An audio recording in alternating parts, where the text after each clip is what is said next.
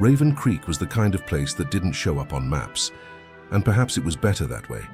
Nestled between narrow canyons and trails that twisted through the dust, the town seemed to hide far more than it revealed.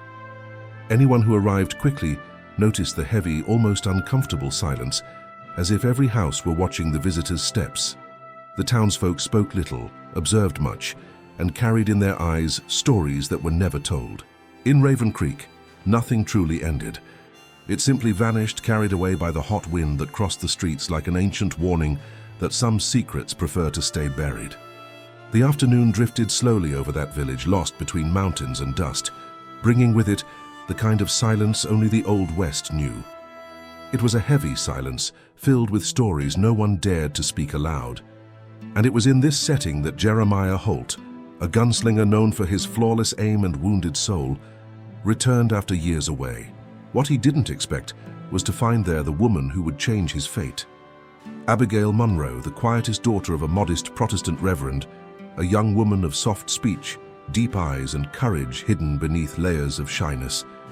They said she was as calm as the still waters of a lake, but Jeremiah would soon discover that even quiet waters hide ancient storms. That morning, the sheriff knocked on the church door bringing bad news. A gang of outlaws demanded that someone in the town pay for an old debt, a debt that, ironically, bore Jeremiah's name. To keep innocent blood from being spilled, the criminals imposed a cruel condition. Jeremiah would have to marry a local woman immediately, guaranteeing he wouldn't flee before the final reckoning. The town fell into panic, but Abigail, her heart racing and carrying the quiet strength of the old pioneers, stepped forward. Before anyone could speak, she volunteered as his temporary wife, knowing that if she didn't, lives would be destroyed. Jeremiah tried to refuse, but her gaze, steady, calm, unshakable, silenced him completely. The wedding took place that same late afternoon, under the sorrowful glow of lanterns and the uneasy presence of frightened townsfolk. Jeremiah, a man long accustomed to storms and gunfire, was stunned by the way Abigail touched his hand, light as a prayer. That night he apologized for dragging her into such a fate, but she simply answered that a man doesn't always choose the road he walks, yet he does choose how he walks upon it. Her words marked him deeply. The next morning, while tightening the saddle on his horse, Jeremiah realized he could no longer carry alone all the ghosts he had brought with him. Abigail, with her comforting quiet, seemed to understand every scar he tried to hide from the world. But danger would not wait for feelings. When the gang returned to collect the debt, they found a different Jeremiah, not the man who spent his life running, but someone willing to protect the woman who had taken his name without asking for anything in return. The fight was quick, brutal, and marked by the courage of a village tired of being trampled. And when the leader of the criminals fell, defeated by Abigail's determination and Jeremiah's precision, the entire West seemed to breathe in relief. In the end, when the dust settled and the townsfolk gathered to celebrate the victory, Jeremiah took Abigail's hand and, with a voice shaken by emotions he had never learned to handle, asked if she would continue being his wife, not out of obligation, but by choice. And there, beneath the eternal western sky, she said yes. The days that followed Jeremiah's proposal were like an unexpected breeze in a place accustomed to the harsh desert heat. Abigail, who once walked with short and discreet steps, now seemed to carry something new in her eyes, a quiet courage, born not from brute strength, but from the certainty that she had found a destiny she never imagined for herself. Jeremiah, in turn, spent hours watching her arrange flowers on the porch of the restored church, as if trying to understand at which moment such a gentle woman had managed to cross every wall he had built over a life marked by gunfire and loss.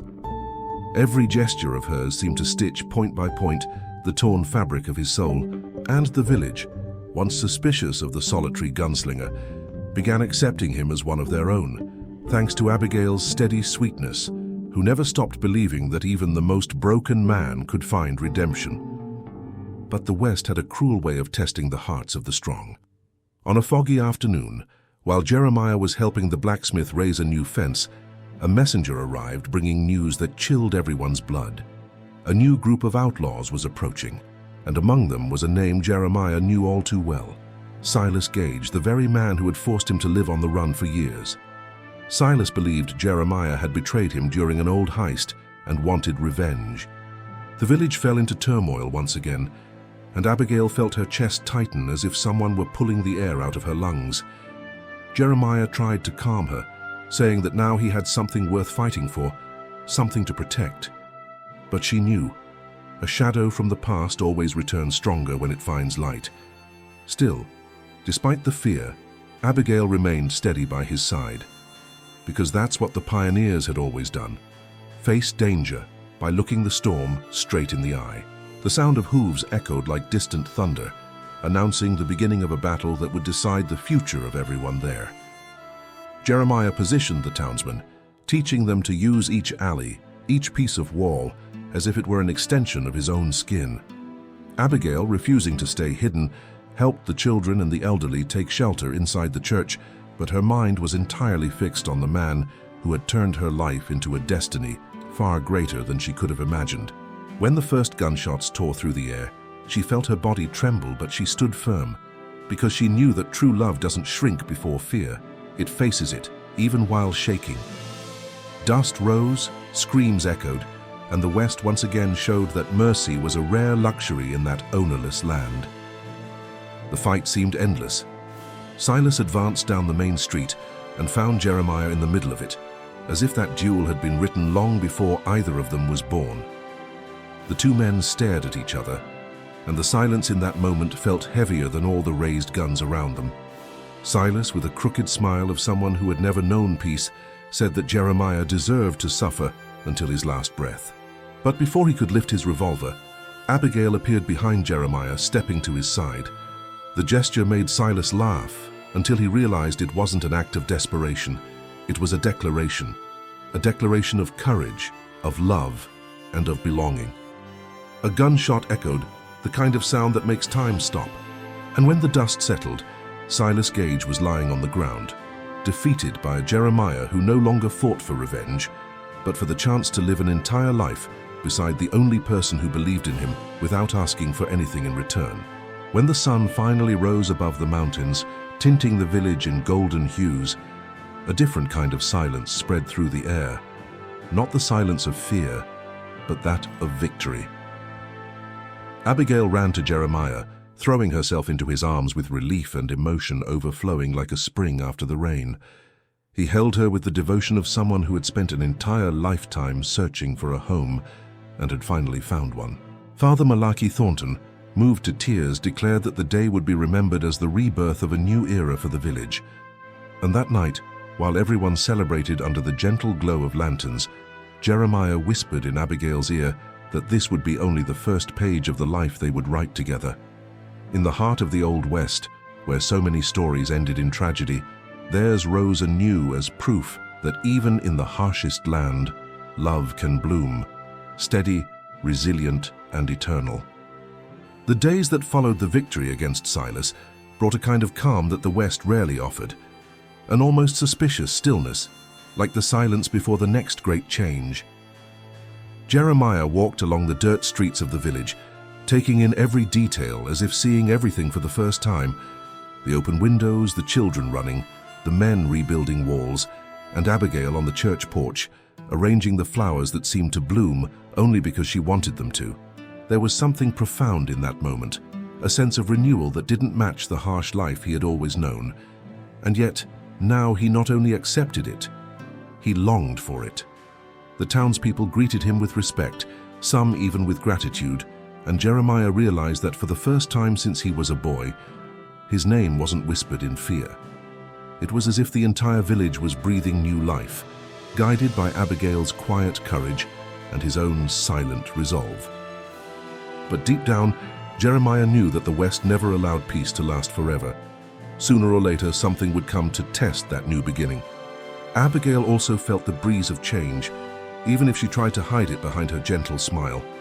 She watched Jeremiah with the same care as someone guarding a precious flame lit in the middle of the wind, aware that men marked by the past always carry shadows larger than they show.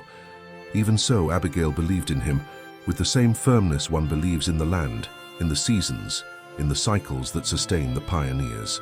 She began teaching the children to read using old books she found in a forgotten trunk. She said, that if the village wanted a future, it needed to plant knowledge. And Jeremiah watched all of that with the feeling that he was witnessing something sacred. A woman who, without raising her voice, was capable of turning harsh land into home. What he didn't imagine was that the next trial wouldn't come in the form of gunslingers, but as something more invisible and dangerous. Rumors coming from the larger cities about a railroad company pushing through the region, willing to buy or take the land of simple folk. It was in the late afternoon, when the sun painted the sky with that orange hue only the West seemed to know, that a stranger arrived in the village carrying papers, promises of progress, and a dangerous smile. His name was Mr. Hargrove, a man far too elegant for that place, with polished boots and words as sharp as knives. He announced that the railroad would pass through there and that everyone should sell their land for the sake of development. The offer seemed tempting to some, but Jeremiah immediately sensed the stench of threat behind the polite talk. The West had taught him that men like Hargrove never traveled alone, and that behind every contract there was an even greater shadow waiting to reveal itself. Abigail, noticing the tension in Jeremiah's eyes, held his hand with the firmness of someone who knows that this time the danger wouldn't come riding a horse, but hidden in pens and wax seals. And so once again the village found itself on the brink of another battle. Not against bullets, but against greed, which had destroyed more lives than any revolver ever fired. In the days that followed, Mr. Hargrove's presence began to spread through the village like fine dust carried by the wind, seeping into conversations, stirring doubts, and awakening dormant ambitions. His speech was always gentle, full of promises of progress, wider roads, easy money, and a less painful life. And although some of the more seasoned pioneers sensed the scent of deceit, others, tired of poor harvests and cruel winters, began to feel tempted. Jeremiah watched everything in silence, with that steady gaze of someone who had learned early on the difference between hope and illusion. He knew that when powerful men arrived with promises that shone too brightly, they usually hid sharp claws. And one hard conversation with the sheriff was enough to confirm the worst. Hargrove had brought with him a group of hired guns, ready to convince anyone who refused to sell their land. The newly won peace trembled once again, and Abigail, noticing the growing weight on Jeremiah's shoulders, began preparing the people to resist, not with weapons, but with unity. Abigail gathered the village in the small wooden church, where the evening light passed through the simple stained glass and turned even the hardest faces into portraits of hope. She spoke with that calm firmness, reminding everyone that the land had been built with sweat, tears, and stories that held no price. Every fence raised, every grain planted, every loss endured had made that place a home that no amount of money should ever buy. Jeremiah watched from the back, realizing that more than ever, he needed to protect not only Abigail but the dream she helped keep alive. That was when the inevitable happened. Hargrove, noticing that the village would not bow so easily, began acting more aggressively. His men appeared in the dead of night, intimidating families, knocking down fences, destroying crops, cowardly acts meant to break the people's spirit. And when one of the oldest farms was set on fire during the night, Jeremiah understood that the time had come to face the darkness head-on. The following dawn brought the final confrontation. Jeremiah, mounted on his horse and accompanied by men who once trembled at the thought of conflict, now kept their chins high and their hands steady.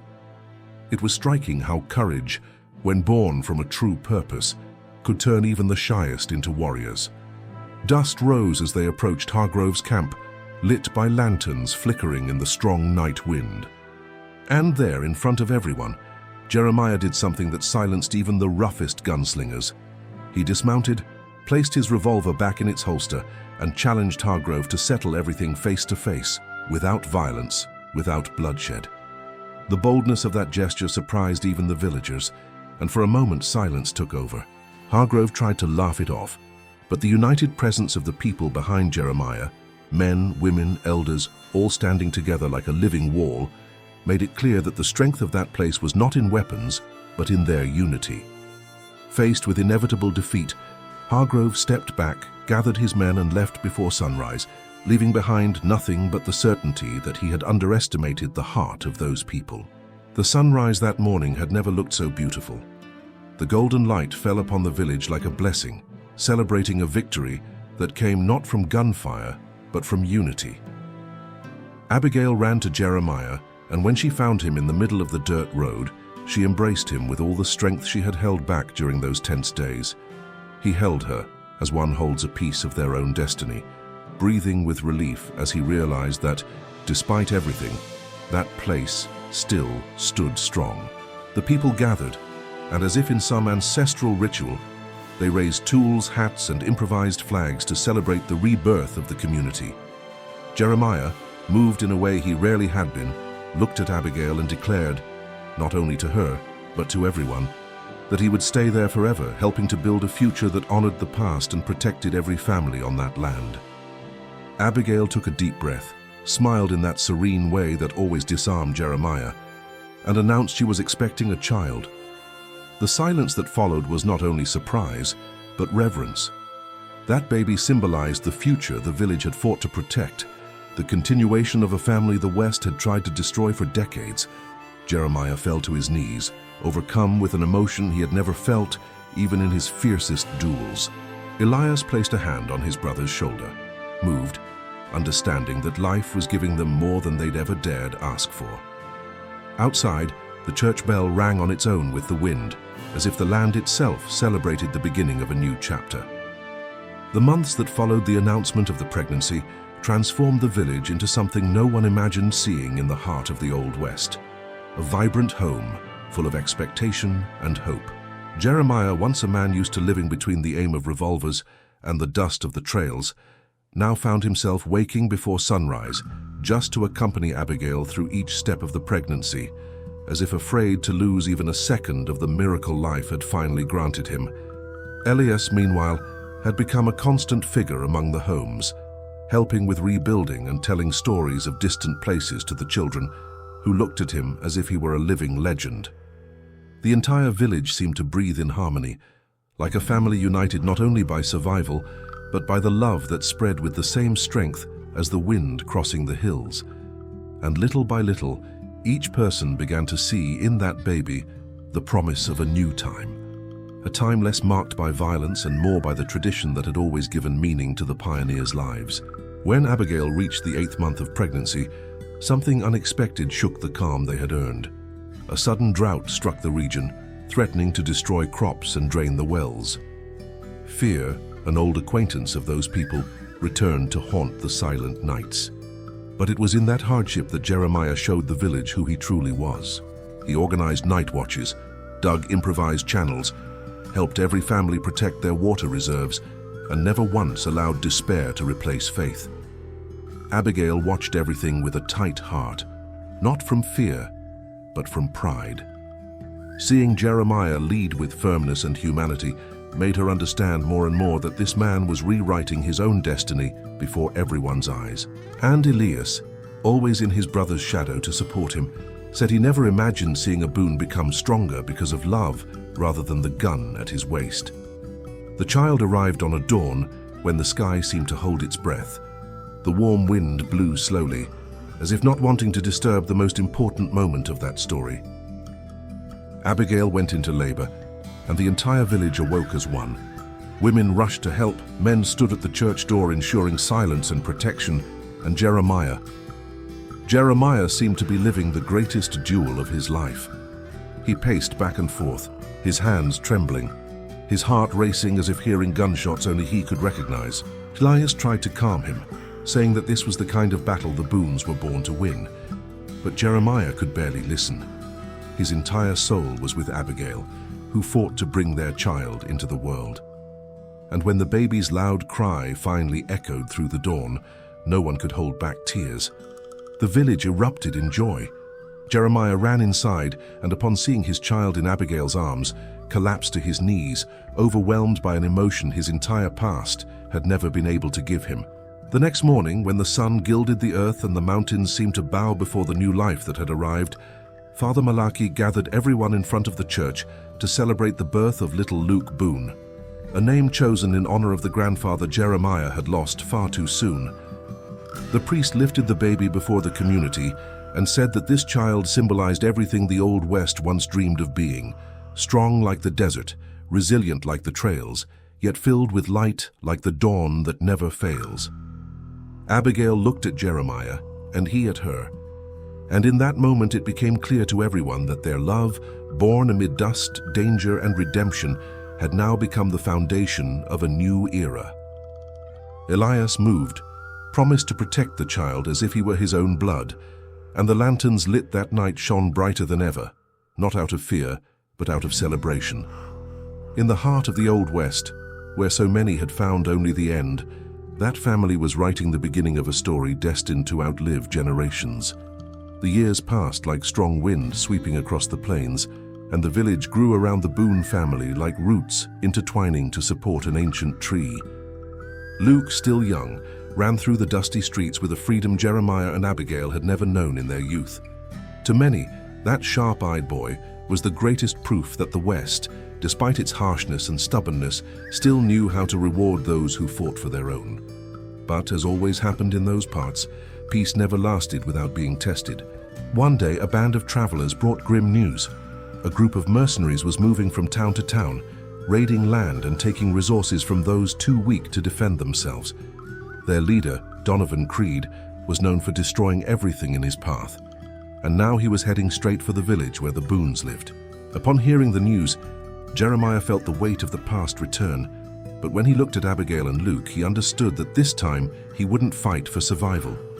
He would fight for the life he had built, for a future that now had a name and a face. The attack came on a moonless night, when only the faint glow of lanterns lit the silent streets. The village, more prepared than it had ever been, faced the invaders with the strength of those who had learned that defending one's home is the greatest form of honor. Jeremiah led the resistance with the precision of a man reborn, while Elias positioned the young men and protected the northern flank with a courage that impressed even the elders. Abigail, holding Luke in her arms, coordinated the women and guided the wounded to the church, once again turned into a sacred refuge. But the battle was fierce. Donovan Creed advanced with brutality, knocking down barricades and leaving a trail of destruction behind him. When he finally reached the town center, he found Jeremiah waiting for him, standing, steady as an ancient trunk that refuses to fall. The duel that followed seemed to echo through the hills. Two men who carried lives so different, yet marked by the same harsh road of the West. Gunshots tore through the air, dust rose, and cries mixed with the wind. And in that decisive moment, Jeremiah realized that despite all his strength, Creed fought only out of hatred, while he fought out of love. The final moment came like a dry snap, so quick that time itself seemed to hold its breath. Creed lunged for the finishing blow, but Jeremiah dodged with the instinctive agility of a seasoned gunslinger and brought him down with a precise shot. The village, watching in agony, erupted in relief. The remaining mercenaries fled, scattered like dust carried by the wind. But when Abigail ran to Jeremiah, she noticed something that made her heart break in silence. He was on his knees, leaning on his own revolver to keep from collapsing. A deep wound opened along his side. The pain burned, but his eyes searched only for her face and for little Luke, who clung to her hand with all his strength. The village gathered around them, silent witnesses to a love that had survived scars, battles, and twisted destinies. Father Malachi approached, ready to speak a final prayer, but Jeremiah raised his hand and smiled, a tired, humble smile full of truth. He asked Abigail to lean closer, and with a weakening voice said that it had all been worth it, that finding her and Luke had been the only victory that truly mattered. Then he touched his son's face and told him he should grow free, strong, and never forget that the West, harsh as it was, also knew how to shelter miracles. When the sun rose that morning, painting the land with golden tones, the entire village fell silent to attend Jeremiah Boone's funeral. Men removed their hats, women held flowers, and children hugged their parents, sensing that something greater than they could understand was unfolding. Abigail stood firm, Luke in her arms, while Father Malachi spoke words that sounded like both a prayer and a promise. After the ceremony, she walked to the hill where they placed a simple wooden cross, and there she made a silent vow. She would raise Luke with the same courage Jeremiah carried to the end, and she would protect that village as if it were part of her own soul. At the top of the hill, the wind blew strong, tugging at her dress and carrying away the last dust of the battle. as if the West itself acknowledged the sacrifice of the man who died fighting for what was right. That night, the lanterns were lit not for watchfulness but for honor. And as Abigail rocked Luke in her arms, gazing out the window at the village now sleeping in peace, she felt something she hadn't felt since the beginning of that story. Hope. Hope that the future, though difficult, would be illuminated by everything Jeremiah left behind. Courage, kindness, and a love strong enough to outlast death. In time, stories about him would spread through neighboring towns, turning him into a legend of the Old West. And Luke Boone, growing up between the church, the dust, and the warm winds that always carried memories, would learn that his father was not just a gunslinger, but the man who proved to everyone that even in the harshest land, an honest heart can change everything. The dawn that followed the confrontation felt heavy, with something no one could quite name. The air carried a strange weight, as if the desert itself were holding its breath before revealing a secret far too ancient to be forgotten. As the village struggled to recover, Abigail walked silently among the ruined homes, Luke asleep in her arms, and she felt that there was something in that ending that had yet to be spoken. Something Jeremiah, even while departing, seemed to be trying to leave her between the lines of his final gaze. The wind whistled through the broken boards, like a distant voice murmuring memories that should never have resurfaced. The elders said that when a heart as pure as Jeremiah's leaves this earth, the entire West bows in respect. But that night, there was more than respect. There was an omen woven from longing, magic, silence, and destiny. At sunrise, as everyone walked up the hill where Jeremiah's body would be laid to rest, an unexpected fog covered the path, so dense it seemed torn from the ancient legends the natives told about guardian spirits wandering among the living. Abigail felt a shiver climb her spine, yet she remained steady, guided by something she couldn't explain, as if the land itself were opening space for that final farewell. When they reached the top, they noticed something had changed. The cross they had placed the night before bore a deep crack, as if struck by lightning, even though no storm had passed. Father Malaki made the sign of the cross, bewildered, and murmured that such a thing wasn't the work of men. Abigail, pressing Luke to her chest, lifted her eyes to the sky and for an instant that lasted longer than it should have, swore she saw a massive shadow crossing the horizon, silent, heavy, like a bird watching over the world. Her heart raced. It wasn't fear, it was a sign. During the ceremony, the wind began to rise, first gentle, then strong, then almost violent, carrying dust, dry leaves, and a strange scent of wet earth that none of the villagers could identify. Luke, still far too young to understand, lifted his hands as if responding to an invisible call. Abigail held him tighter as silent tears streamed down her face. She knew, in the way only those who love deeply can understand, that this was not just a farewell. It was a promise, a passage, a blessing left between worlds. Then, when the priest spoke the final words, a sudden gust forced everyone to bow, everyone except Abigail. She remained standing, facing the wind head-on, and in that moment felt something touch her shoulder. Not weight, not a human hand, something else. A gentle warmth, like Jeremiah's touch when he woke her on the quiet mornings they had shared. Her heart skipped a beat. Through the fog that slowly faded, Abigail saw the shadow again, clearer this time, the silhouette of a lone rider standing at the edge of the hill, watching. No one else saw it, no one else felt it. But Abigail knew what that sign meant. Jeremiah had not simply departed. He remained not as a restless spirit, but as a guardian. The Old West, a land of mysteries as ancient as the rocks that shaped the horizon, had always honored those who fought with their hearts.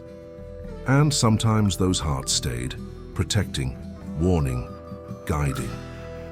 When she blinked, the figure vanished like dust in the wind, but the certainty carved itself deep within her soul.